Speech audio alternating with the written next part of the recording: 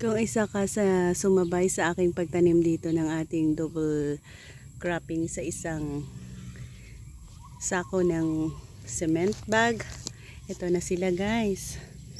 Ito yung ating pipino. Pechay. Pechay natin, tanggalan na natin yan ng mga first leaves niya. Kung saan, nagulay na rin natin. And then ito na ang ganda ng ating pipino dito. At meron na silang bulaklak. Yan. Ready na sila mag bunga. Yan, tinatanggal ko yan kasi. At ang ganda ng pechay natin. Sa pechay natin, ang pag-harvest natin ay tinatanggal lang natin ang mga first old leaves niya.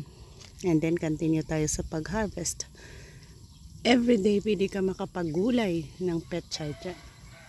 So yan ang ating konting update sa kung saan success ang ating pagplant dito ng ating pipino plus pechay. Ayan.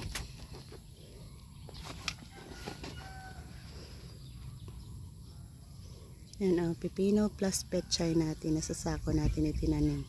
At mayroon na silang bunga, bulaklak. Para naman sa ating pechay dito.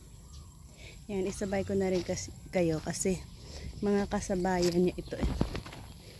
Ito yung mga pechay na kasabayan nating itinanim nung time na nagtanim tayo sa sako.